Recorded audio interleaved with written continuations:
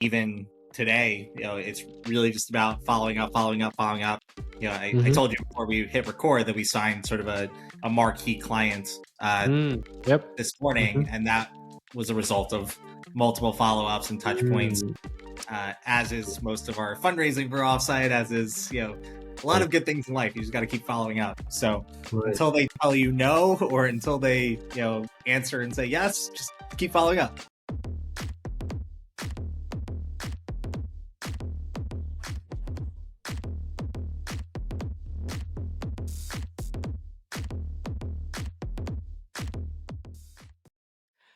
Hello, folks. Thanks for tuning in to the next episode of the Undefeated Underdogs podcast. I'm your host, Sharad. I'm so grateful to be here with this particular guest because the guest I'm about to introduce is a TED speaker.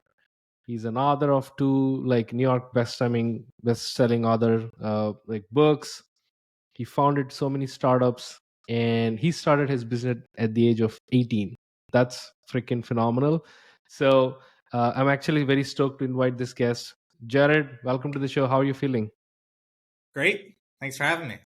Absolutely, yeah. It's a pleasure, and I kind of find interesting people like you very ambitious, and your ambition is kind of contagious, and it rubs off on other people. So, and I hope this conversation rubs off on people who listen, and we can get inspired, at least one or two people out there. So yeah, let's get into the conversation. I don't know, man, there is so much Gerard did, and I feel so small in front of him because it's it's phenomenal. I feel where do I start? He wrote two of the amazing books, 2 billion under 20 and 3 billion under 30. I just want to also unpack why those titles came in picture. And you also founded this thing called Meeting of the Minds. It's a private invite only network for entrepreneurs, and you did your own venture at the age of 18. My god, you've worked with Fortune 100 executives, authors, Emmy award winners. My god. So right off the bat, how did you do all this? Is there like a secret sauce you found at the age of 18? Are you like a superhuman? Secret sauce. Don't go to college. If you're if you're a teenager listening to this. Yes, I was fortunate. Actually, at 16 is sort of when my experience in the tech world begins. I was reading an article in Forbes about the most connected man you don't know in Silicon Valley. This Hmm. guy, David Hassel. Today, he's the founder and CEO of a company called 15Five, Hmm. which is probably close to $1 billion valuation, have Wow. 250 employees or so, and they're leaders in the employee engagement and Hmm. uh, performance management space. If you don't Hmm. know 15Five, you might know Lattice or Culture Amp. They're all very similar. Uh, Right. I cold emailed David before the company was public or publicly announced. I Wow. ended up being employee 6 or 7 at the company Hmm. when I was a teenager, and Right. I just work unpaid in exchange for his mentorship when Knowledge. I first emailed, because I was 16. I just hey, I got nothing to offer you but time. Uh, Right. Thankfully, they were willing to work remotely from, or I was able to work remotely from South Florida, where I grew up, for a Silicon Valley sort of venture-backed startup.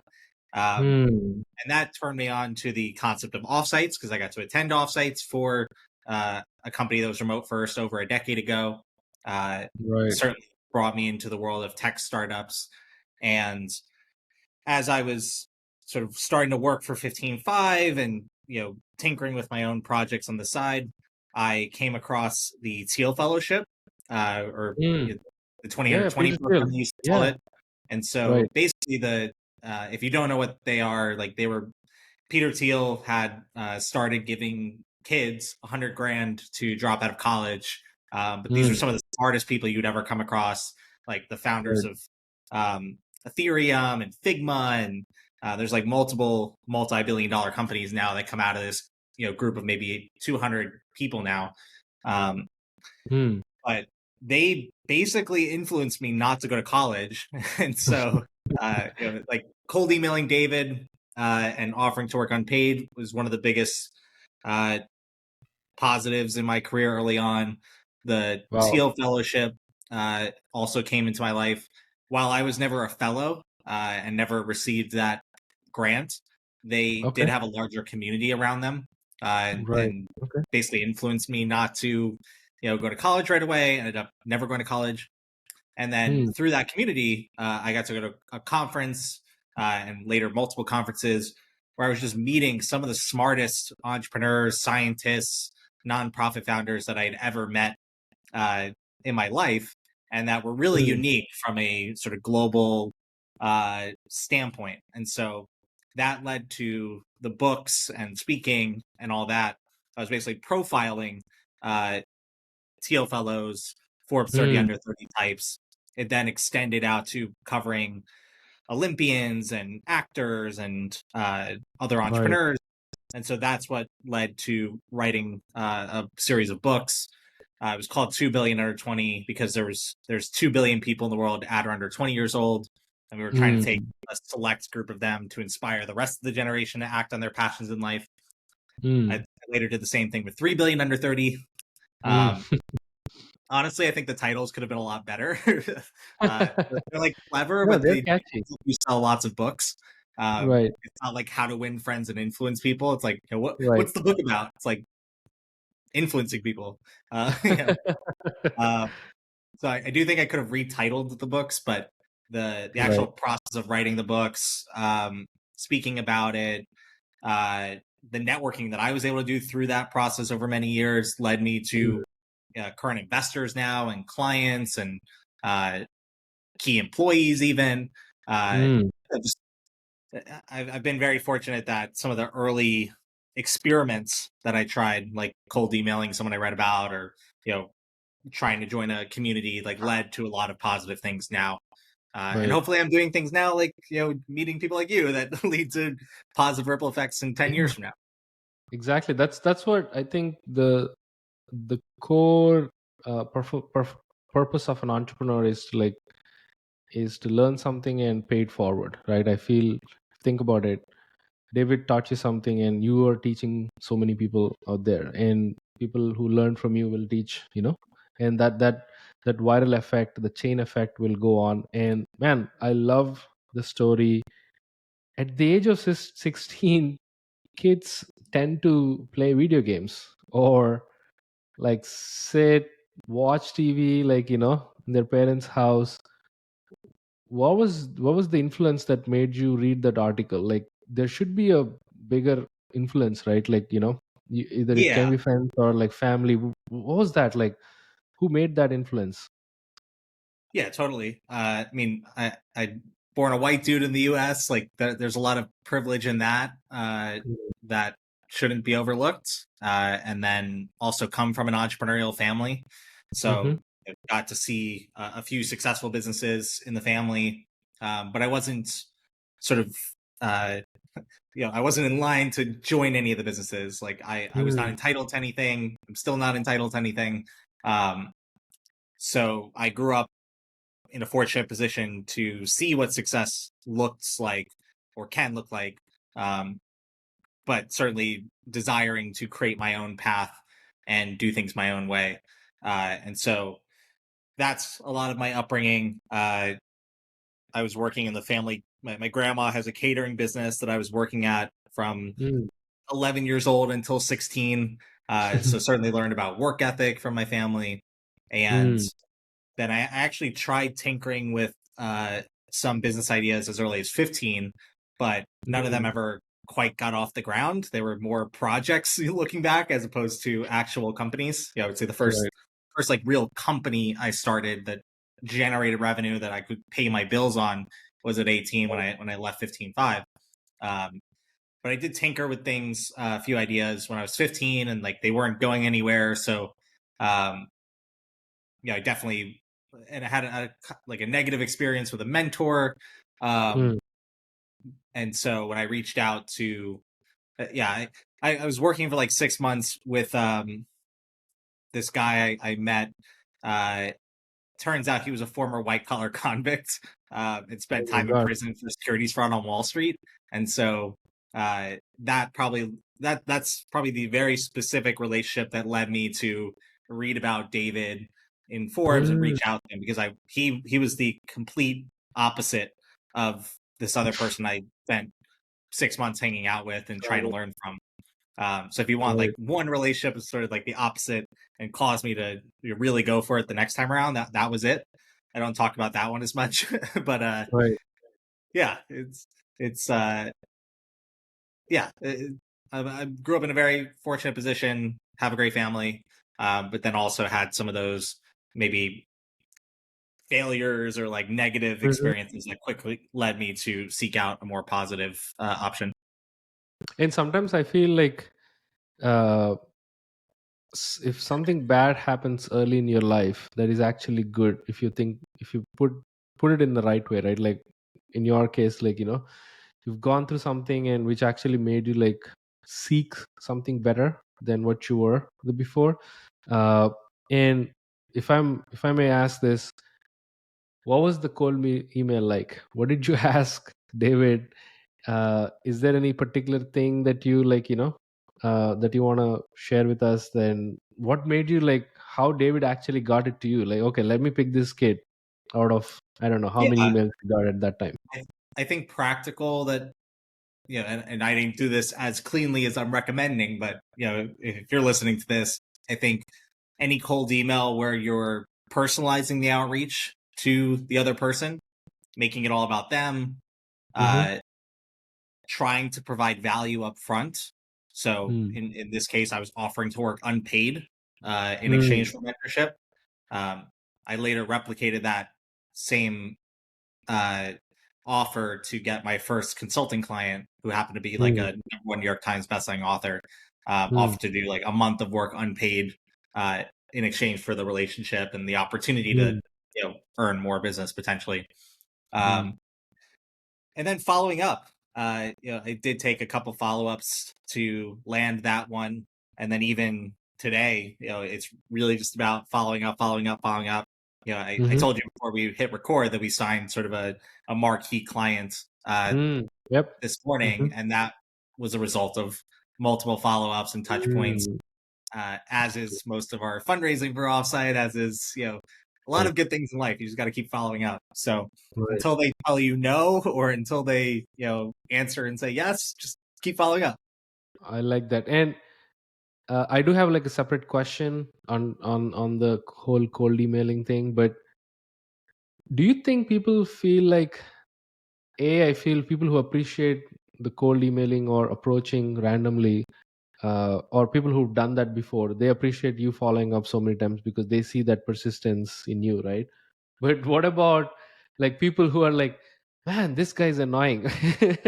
Yeah, you're gonna get some of that for sure. Right. I think Any in a advice there? perfect world, you're not sending that many cold emails.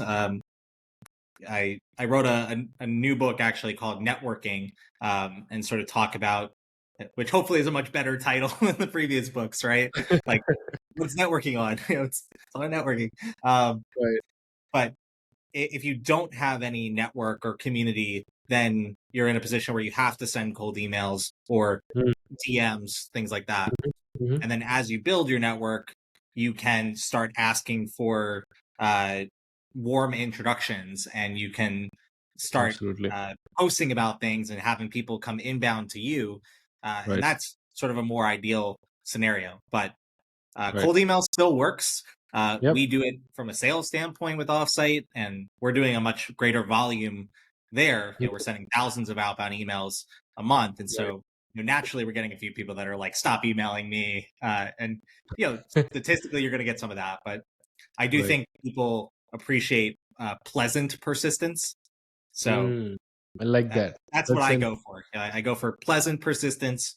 You can use gifts and like funny things to sort of break the ice.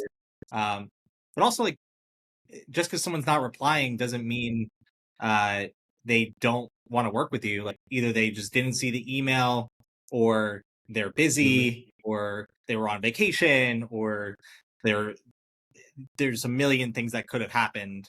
Maybe they meant Yep. to reply to you and like it's in draft, but they never sent it. So Right. I just think it's worth following up. Yeah, absolutely. I think that's what I call when I do cold DMs.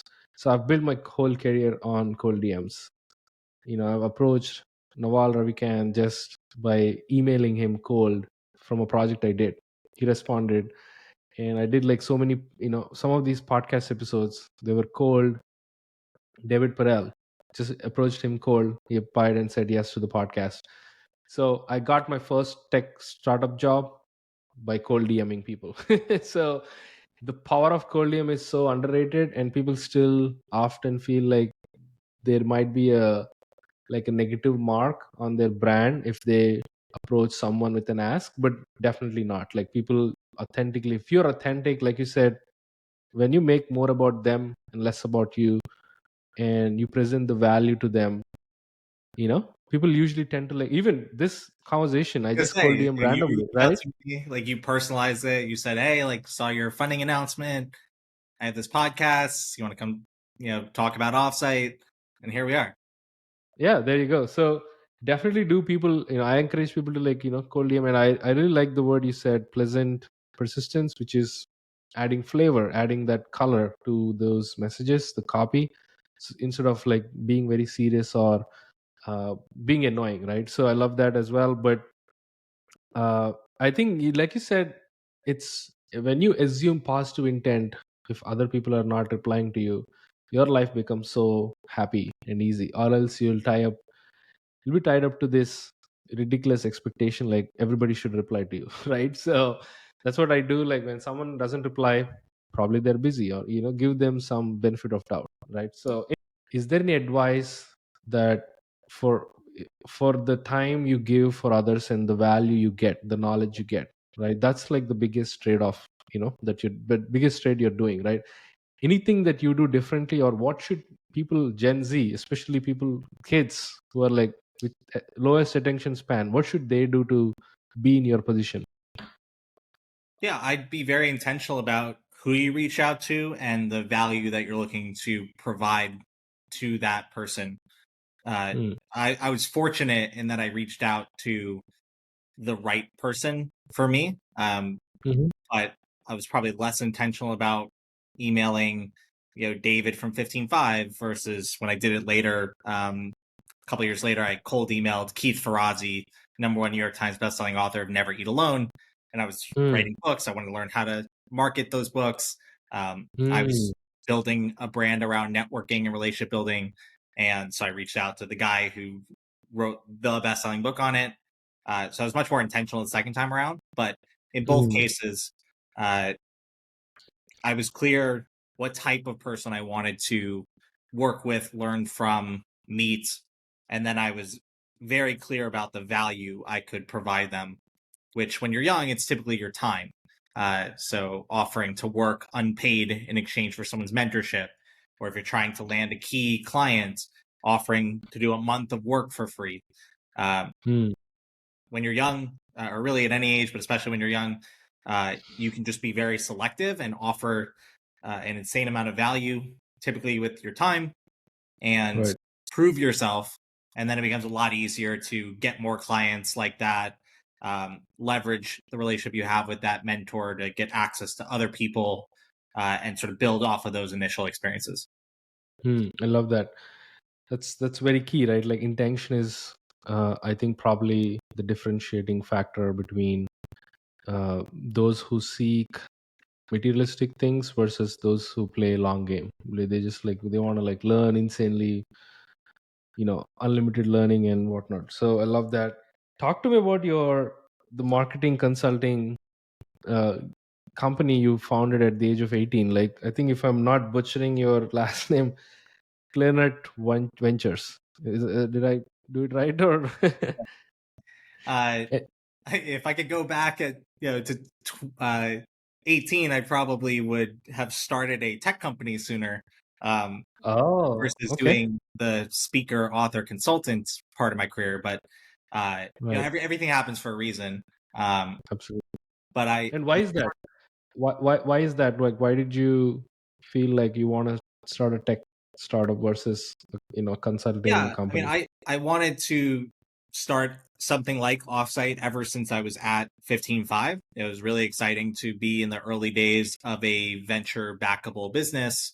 I happened to pick a company that then grew to be hundreds of people and like, you know, is a $1 billion company or will be very soon. It's really hard to know which companies like are going to get to that For sure. size. But yeah, what I basically started Kleiner Ventures to pay my bills because I decided not to go to college right away, and so I needed to be financially independent. And I also wanted to do something where I could. I was being very intentional, but I wanted to pay my bills in as little working time as possible, and I wanted Right. to essentially get paid to learn the skill sets I wanted to learn. And so Right. I did some marketing and business development work when I was at 15.5. So I was able to take that and maybe bring it to another industry. I was also working on my first book at the time. And so I wanted to learn how to market a lot of books. Uh, also learned under David about sort of networking and relationship building at the personal level. So I Right. made a short list of people like Keith Ferrazzi. I think Adam Grant was on that list, and a few other like New York Times bestselling authors who also had a reputation for being well connected and networked. And yeah, just offered to work unpaid in exchange for their for an opportunity to work with them. Um, a month of free work for Keith turned into having him as my first ever client. And again, I wasn't as intentional as sort of I can talk about looking backwards. Like I really was looking for a job, or asked Keith for a The job. necessity. It's just he wanted Right. to sign me as a 1099 contractor, which made him my client.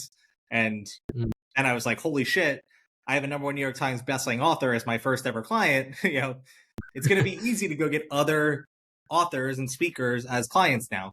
And so that's what I did. I leveraged that first case study to go get other clients, and then I was getting an opportunity to practice book launches. Like I helped with Never Eat Alone, expanded and updated, Right. and then I worked on a few other book launches.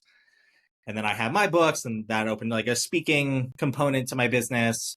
And then that sort of opened up facilitating for executive offsites in the Fortune 1000, as companies that wanted to market to millennials saw some of the speaking stuff and the books, and then realized I did marketing consulting.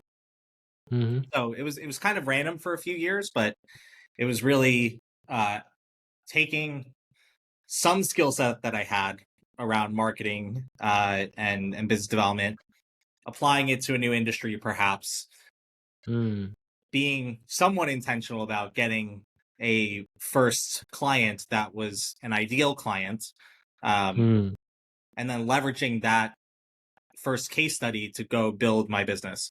And yeah, I definitely would recommend doing that again.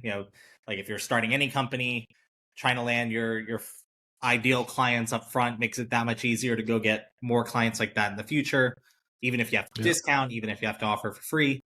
I think that's a very good strategy. Yeah, I love that. I think it's kind of like a networking effect, right? Like it's snowball. You only have to get one big, whale, and every other fish will follow you.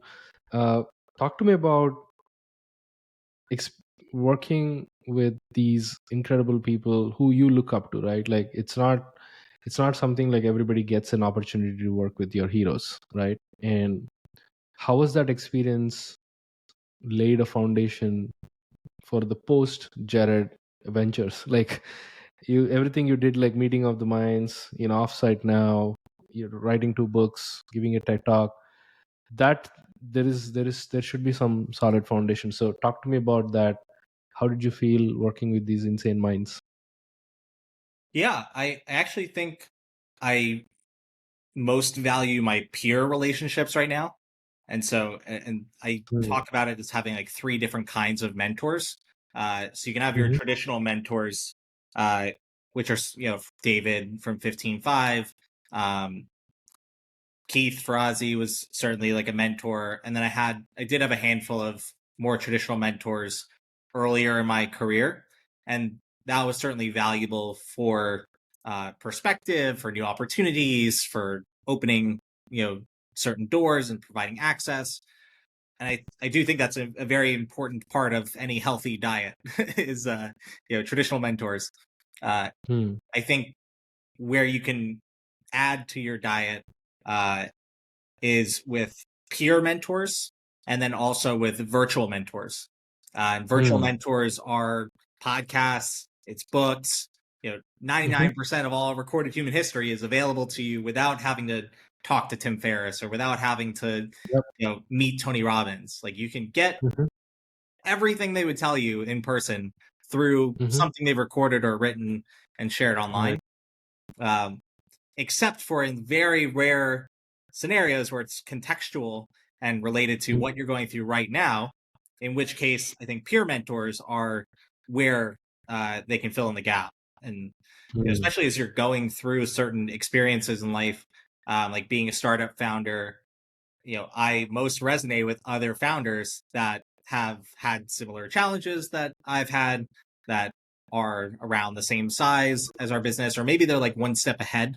Uh, Hmm. but those are the people that I'm seeking to spend most of my time with, and I value their input uh, probably more than I do traditional mentors right now, or even like we have angel investors that are running, companies that are unicorn tech startups, and we Mhm. definitely try and bring them in whenever possible. But they're also just plain busy and don't have a lot of Hmm. time to help. So, and even the help they're offering, like you know, they're one of them runs like a 1,300 person company, and we have Right. 11 full time, and so to Right. to hear his management style and experience like may not apply to what we're going through right now. I love that. I really love the concept peer mentors. I feel like, and so I think in my experience, I kind of learned how to tap uh, into the network, like truly network of people who are like 10 or 20 steps ahead of me. Like, for example, cold emailing Naval, he's like way ahead of me. How do you build peer mentor network? Like, is there a method you followed? How did you find these interesting people who are also in the same level, or like you said, one or two steps ahead of you? Yeah, I think there's a few strategies. One, you could find communities that are pre-existing. So Sure. finding the teal community early on.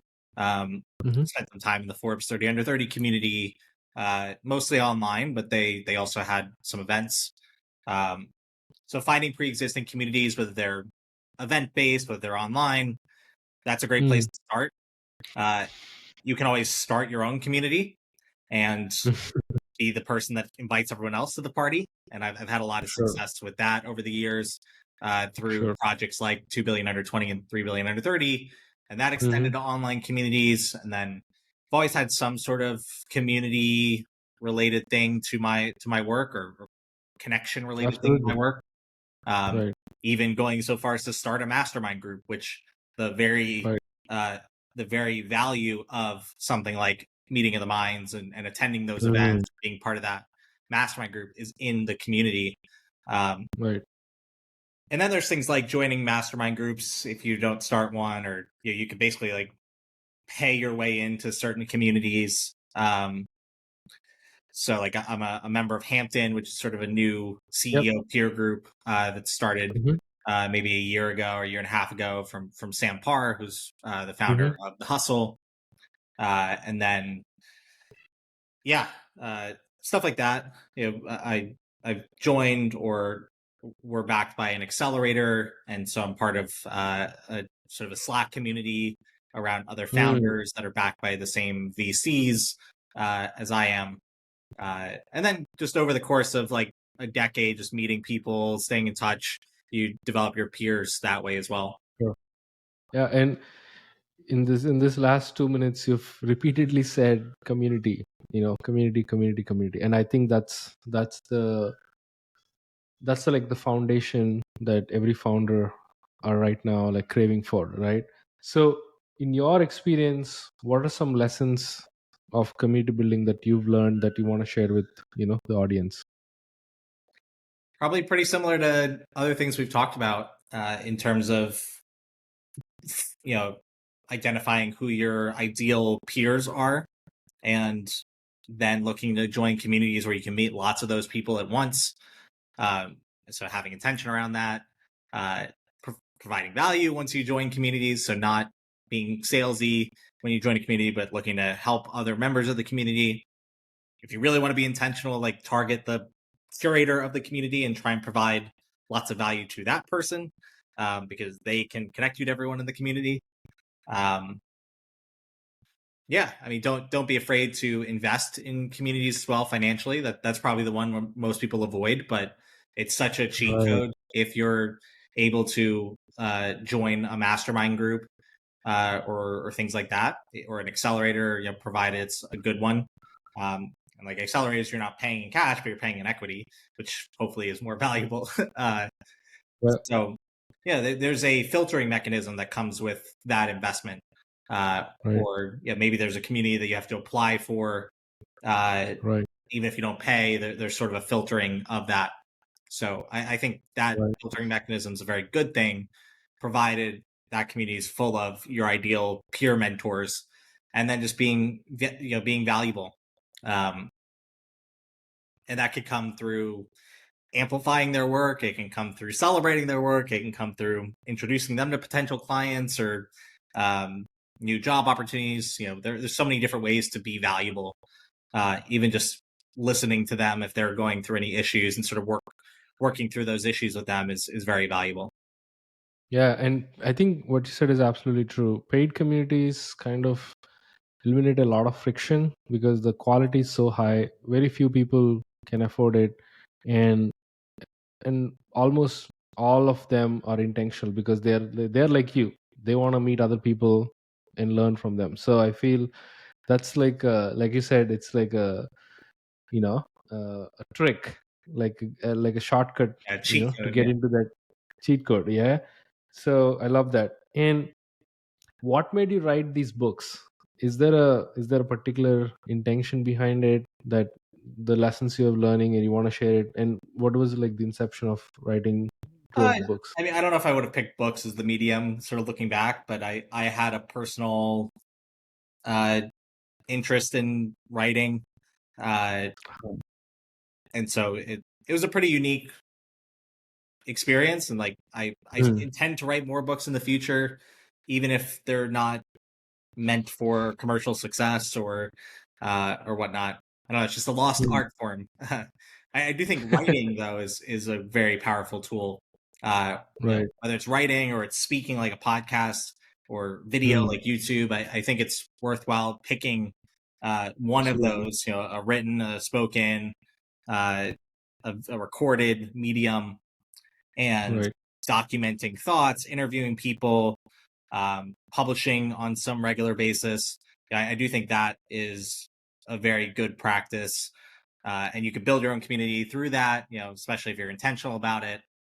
I've Hmm. had like, I've tried a podcast before, but I just wasn't successful in doing it the right way. I've had a newsletter Hmm. before, which I was better at.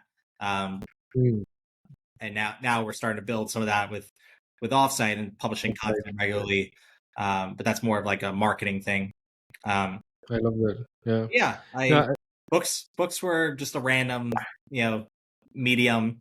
Uh, Right. but it led to some good things, so I'll take it.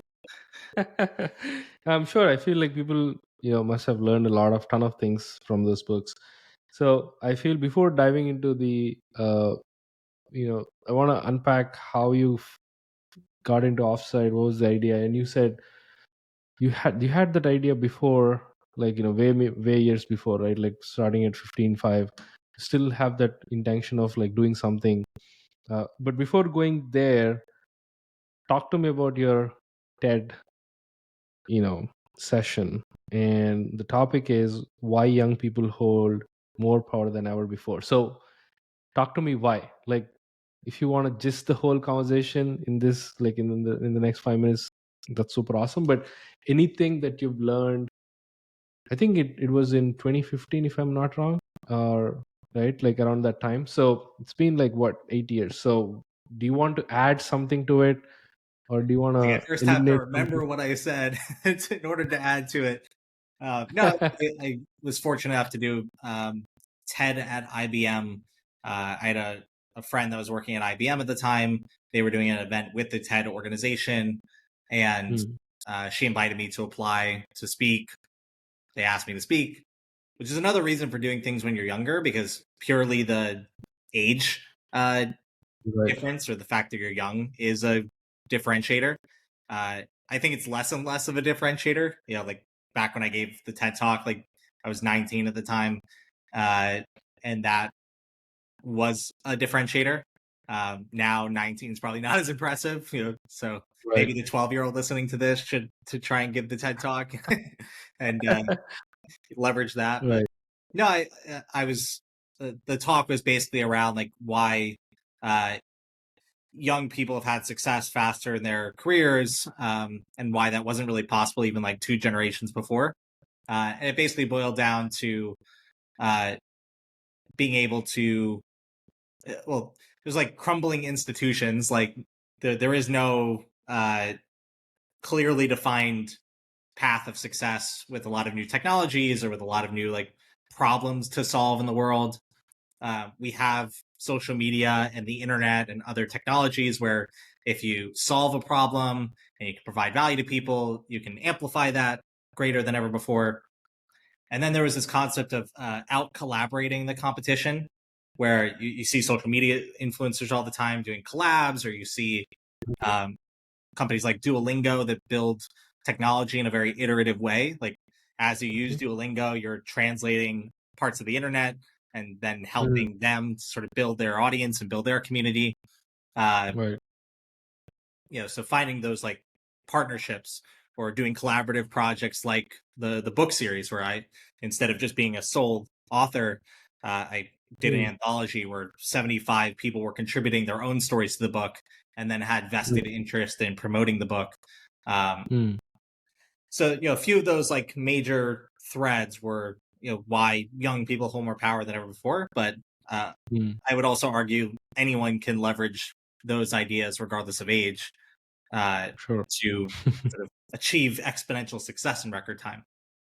But what is something that I think writing books, I think those are all, I feel, still play a big role for youngsters to, like, if someone is at 18 and they start a podcast and they do it for 10 years, they're still young. That's ridiculous, Yeah, right? They're like below 30 and they've done they picked one skill or a craft and they've spent like 10 years solid. So that's like an unfair advantage for young people, anything, right? But given the age we're living, where like attention span is so short and people are like moving super fast, content is all over the place. What is something that you add to that talk, or what is something that you've learned that probably that you discovered, hope this is what young people have an advantage too in this age, like, we are moving at a yeah. very fast pace It with might be AI something and around everything. being patient, and maybe adding resiliency to that. Like Hmm. one of the things that I've worked on the most in the last few years is just building more mental toughness and being able to deal with problems as they Hmm. arise. And like I've proactively worked on that by I run like an ultra marathon once a year and like kind of Hmm. purposely under train so that the day of the race is just super terrible and painful. But So you go through I the can finish. suffering to, right. And then I also picked up jujitsu in October, and so like 3 times a week I'm Wow. going to class, or someone's trying to like break my arm or break my leg or choke me out, and of course it's all safe, and you tap out or whatever, um, or even just sort of taking on very hard challenges and then dealing with the ramifications of it. Um, I think Hmm. building that toughness and resiliency and then applying it to like the same thing for a long time, it's going to take a few years for any business to get off the ground. It's going to take a few years to build any sort of following or community. Hmm. Even if you don't do it for a podcast or a newsletter, building your own network is going to take time. So Right. I think you're onto something with uh, patience and sort of maybe adding in some resiliency around that. And It's good. uh, Life's gonna happen to you whether you want it to or not, or whether, so might as well just be prepared to deal with hard stuff. absolutely.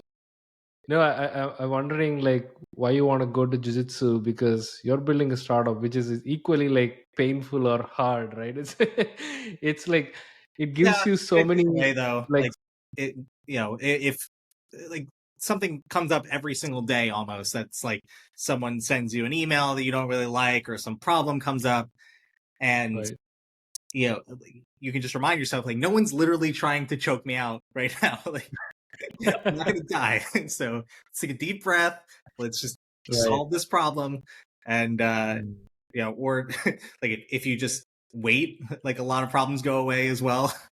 Yeah. Yeah, absolutely. Yeah, I think I recently saw this show on Peacock, hosted by Rainn Wilson.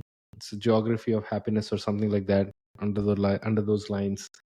In the first episode, he went to Iceland, and the unofficial Iceland motto is apparently they believe that everything will work out by itself. That's it. Like if you believe in that, it for some reason, like all those people are happy because they think the problems will go away, fade away by itself. And like you said, if you play long enough, you'll figure it out, right?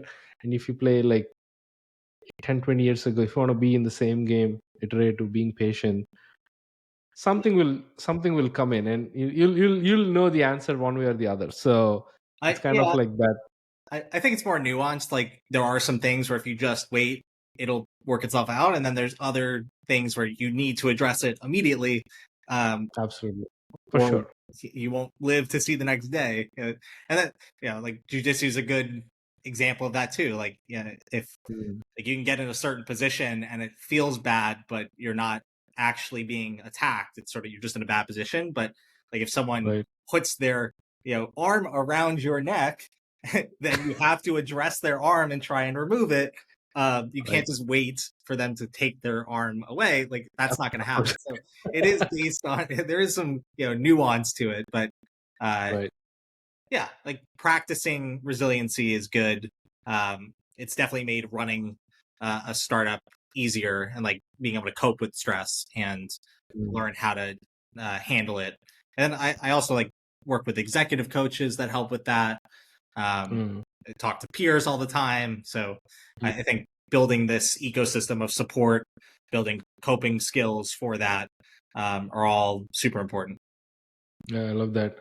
And so one of the follow-up questions I have is,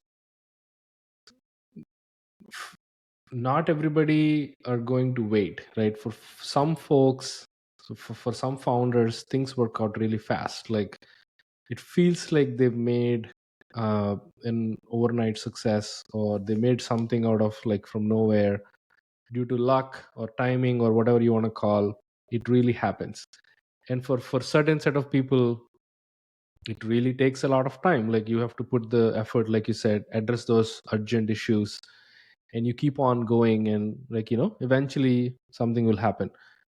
How do you like manage comparison? Do you ever compare, or if something arrives in your mind, how do you like dodge that bullet and still focus on the mission, the bigger picture? What is your mental methodology, or like any framework that you want to share? No, I don't. I don't have a good framework for that. I think yeah, I guess it goes back to intention, maybe. Yeah, Mm, I feel pretty clear about what I need to be doing today, this week, this month, and that's all I can focus on at the mm, moment. Uh, it's also it's the only thing that's going to matter is my inputs. I can't necessarily control the outputs. Um, right. like it's also running a startup's hard, so like I'm not in that position right now where things are just like we're success is happening overnight. um Mm, I do feel like things are happening for us, and like we get mm, really good opportunities. mm, However, I think it's somewhat of a byproduct of just a lot of input right now, and so I'm mm, focused on the inputs and what I can control. um I mean, certainly I can see other people maybe having success faster or this or that, but uh, you know, I can only control my life and my inputs. Uh, you also have no idea like what they're going through. Like they might be Mm, more of an underdog, they might be less, they might have a great career, but personal life could be terrible. Uh, so I think I heard it from like Chris Bosh, the NBA player, and I'm like a diehard Miami Heat fan, a oh, nice. former NBA player. I think he said something to the effect of like if you were at a table and everyone like dropped their problems on the table and you Mm, got to see what everyone else was dealing with, like you would probably pick your problems up again instead of trading them with others. yeah. So like I feel yeah, I mean for all the Mm, challenges that I've faced or that we've had um with work or blah blah blah, like I feel super grateful for what I have. Like I think you can reframe any challenges you're going through as sort of an opportunity to get your black belt in some, in like whatever sure. you're struggling with, so that later you're gonna be more experienced and can benefit as a result. Uh, Mm, so yeah, I think it's all in the framing, and you can only control what you can absolutely. control. So I'm just It's gonna all focus it's on all that. in the narrative, right? Like it's all in your own, you know, the storytelling you tell yourself in your mind, or uh, you have like you have like a Zen type of mentality. Like it's very calm. In the last 45 minutes, you were like you're very clear, very on the intention. You know what you're talking about, and you acknowledge like if there is nothing there, you acknowledge basically. So I like people like you, and that's why I said in the beginning that ambitious people like you rub off on other folks, because that's clearly like something that you exhibit, right? So man, I'm so Appreciate it. grateful that I I will. brought you on the podcast. Yeah, I appreciate the comment. Definitely not that way all the time, but I think it's practicing like Sure. dealing with Yeah. randomness and whatnot that allows me to hopefully come off that way more and more. So yeah, I appreciate it. But I'm glad at least I caught yeah, you on the exactly. right day, Yeah, right? yeah. I'm in a good mood Now today. let's talk about offsite. How so let me tell you guys about offsite for folks who don't know. For offsite is the easiest way, is a company and startup that helps other startups to arrange, manage retreats, offsites, which are so important in team building. And if you are part of startup, you will know like your team probably had gone through a lot of shit just to host one yearly offsite. And I went through like so much. There's so much turmoil, like to figure things out, logistic wise and not. And it is such a no brainer idea to me, at least, that I always, when I came across offsite, I'm like, why didn't I think about it? That was like my first reaction. It was so obvious but so important at the same time, and so effective and so impactful. So Jared, narrate the story. How did you end up building this? What was like the backstory of it? What you're doing right now? Let's actually open the door. Yeah, it was that decade of working for 15.5, being at a venture backed startup uh, that was a pioneering remote first company, and I got to attend offsites back when that was a very unique thing. Uh, so in many ways, I got to see the future on that front. Uh, and I worked at a company that helps other companies with employee engagement, retention, alignment. So I was able to Hmm. connect that offsites can help remote companies with those things. Um, Right. then I took my 7 year speaker, author, consultant turn, and I was speaking at, facilitating, hosting offsites essentially for those 7 years. Okay. Uh, That's interesting. and maybe, most of our clients right now are venture backed startups or high growth, companies. And I was speaking mostly to corporate audiences, but, I was speaking at offsites, and I was Right. facilitating executive team retreats, mostly in the Fortune 1000. Um, and then I was Hmm. running 3-day mastermind summits for 20 to 40 people at a time, which is Hmm. 100% an offsite. And so during the pandemic, I sort of had, the realization that, or I was betting that every company was going to go remote or hybrid. Mm.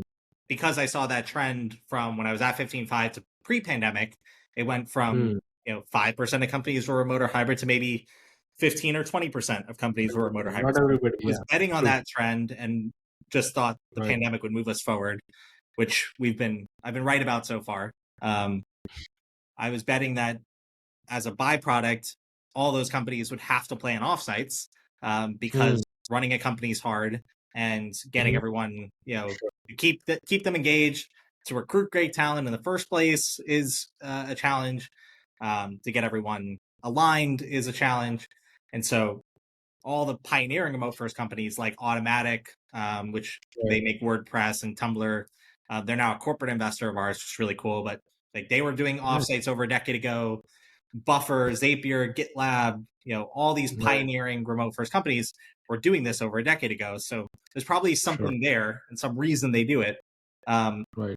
And so I was betting that the need for offsites would explode. And then I was looking around and I didn't see any software that made offsite planning easier. And probably Mm. the reason there wasn't any good software was because it was a niche problem before the pandemic. But Right.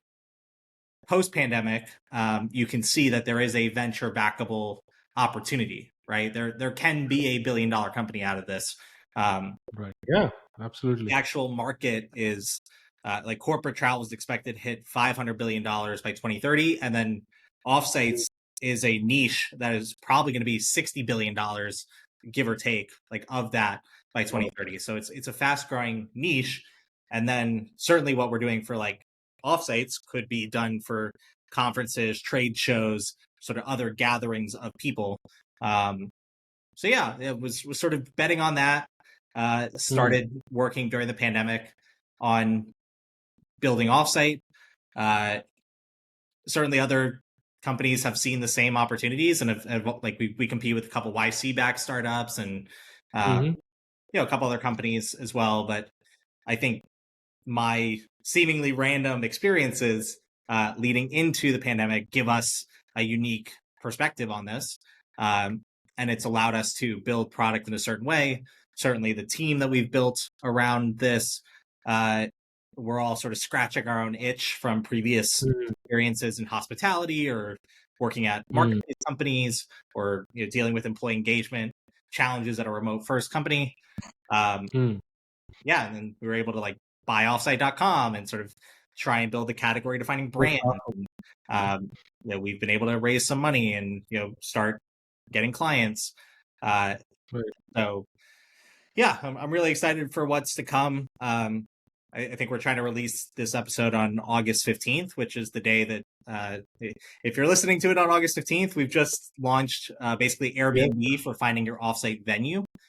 So we Right. realized that one of the biggest problems in planning an offsite was finding where you would have it. And it would take like over a month to go back and forth with hotels to actually Sure. sign your contract. And then there's so much risk involved with that. Like when I was doing Meeting of the Minds, like I overbooked room blocks at hotels and wasted Mm. tens of thousands of dollars. Um, there's like the food and beverage minimums and like attrition rates with hotels. Like it's really difficult to know what a good venue is for an offsite, Sure. and that decision impacts your travel and your flights. It impacts the rest of your agenda because it dictates all the activities you can do. Right. Like meal options you have. So we decided that the first venue should essentially be a marketplace for finding your venue, being able to Mm. actually secure a venue in a few clicks, Mm-hmm. get discounts on your offsite venue, and preferential treatment. And so we built that. You can just go to offsite.com, make an account for free, and start searching the marketplace.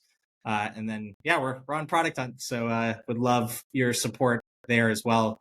And really Absolutely. Yeah. excited because it's the first time in like 2.5 years that we've sort of fully shipped a product that is software.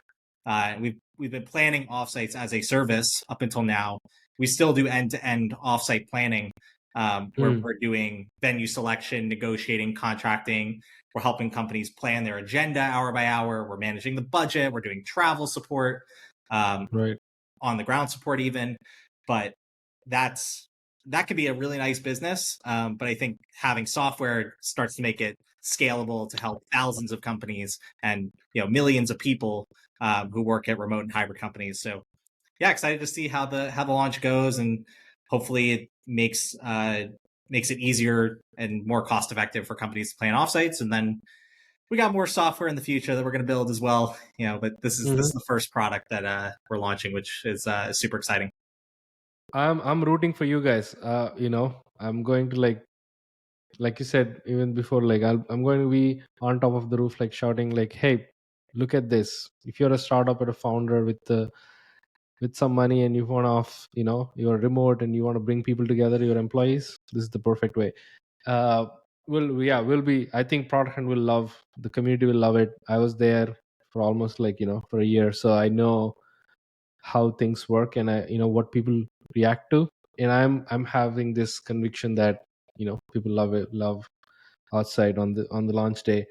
Talk to me about like the difficulties of building a company like Offsite, because it is not like a very straightforward. The solution is not like you get on a platform and you basically like wrap it up type of a thing. uh, what are some difficulties that you've encountered and how did you solve in the whole in your experience of building Offsite? Yeah, one of the challenges has been starting as a service business and transitioning to a software business. Uh, Yeah. I think there's a lot of positives in doing that. Um, for example, the biggest being, I believe we'll end up building software that is much more intuitive and Mm-hmm. actually solves a problem for people. Hmm.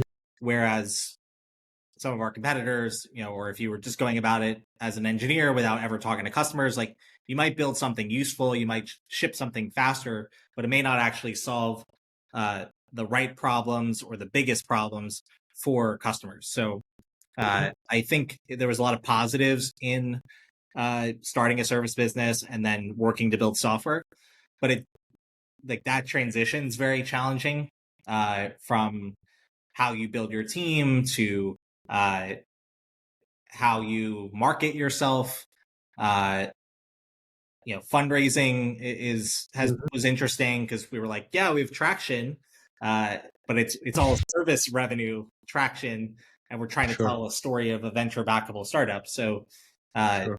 I think It's always it tough. almost would have been Yeah. easier to fundraise with a much lower traction, but one that was purely on SaaS subscriptions or Got on it. some amount of marketplace transactions that was via software. Right. I think there's pros and cons to it. Um, yeah, we definitely like made other issues, which a lot of startups did in the last few years. Like we overhired at one point. Um, Mm. yeah, made some decisions on like early team members that didn't pan out, and so I think in those scenarios, it's dealing with the problems as they arise, doing the best you Right. can to solve them in the moment, trying to get smarter about it in the future. It doesn't make sense to sort of beat myself up over previous issues, even Right. if like some of them may still have a ripple effect now. Um, but I'm hoping Absolutely. that Yeah. we just win, and winning takes care of everything else. Yeah. And we can sort of win despite the challenges. Um, Mm. despite being the underdogs versus like the companies that got out faster, got into YC, had their initial community backing them, but then they amplified a less than stellar product. And Mhm. suddenly they're dealing with the fact that they have a product that isn't great, Right. or they don't have a resilient team like we do. And so Right. I think there's pros and cons to all of it. Um, Yeah. so this is what we got, but what we got is pretty awesome. We got like I think we have the most Yeah. customer friendly company. I think we have the category defining brand. Like we've got offsite.com. Yeah, there you offsite, go. offsite, offsite. Like, I guess I learned my lessons from the books, right? um, I think you should do like a meme with Oprah. You get an offsite. You get yeah, an offsite. You get there an you go. offsite. You have that brand presence. Which is, and the word offsite is such a like simple name, right? So, but when did you realize that service is not going to scale? I have to like do this pivot, and I have to move towards building a product because Since day I'm. one, yeah, it was yeah, definitely part of the DNA of the company. It was uh, like to go from services to tech-enabled services to Mm, software as a service, right? mhm, That's mhm. literally where the phrase SaaS comes from. Yep, Um, yep. Mhm, so it's I don't think it's an uncommon transition, but there's pros and mhm. cons to it for sure. Um, so yeah, I guess I'll leave it at that. Yeah. And uh, what's next? What's next for Offsite apart from the product hunt launch? Anything exciting that your guys are cooking? You kind of sound like in your pitch, you're like Airbnb for finding offsite venues, right? So are you taking full inspiration from Airbnb because it's kind of like a similar thing, but for offsites, particular to that niche? Yeah, Any I mean, exciting things you want to share? we're expanding the marketplace into other categories, so we can help you find your venues, and we have that in software now. But um, back in the service realm, we have a short list of speakers and facilitators that you could bring in for your offsite. We Hmm. pair people with travel support and with activity providers. So we have sort of a multi SKU marketplace already, but we just have one main SKU in product. So Hmm. building out the rest of the product is definitely a priority the rest of the year. Next year, we'll be launching sort of the offsite planning platform. Uh, Hmm. so, I mean, I have a very clear vision for that back from 2021, but Hmm. essentially like the Canva or the Rippling to like allow you to start Hmm. planning more and more of the offsite yourself, as Nice. opposed to needing a company like Offsite. So that's Right. sort of the future. And yeah, just focused on product hunt today and this week. Uh, in early September, we're going to SaaStr, which is a big industry conference. Yeah. So if you're listening to Absolutely. this and you're going to be at SaaStr, um, shoot me an email or send me a tweet. We're doing a big karaoke event on September 6th. Oh, nice. So we already have the venue and everything, and we're going to have a lot of fun with that. Um, Nice. have a nice ground game, so like no booth sponsorship, but like lots of people at offsite running around with bright orange shirts and doing Right. karaoke concert. And um, yeah, after that, like maybe we'll do some sort of product launch, like maybe like a smaller one in November, December, but really just like earning clients, building the business, heads down. Right.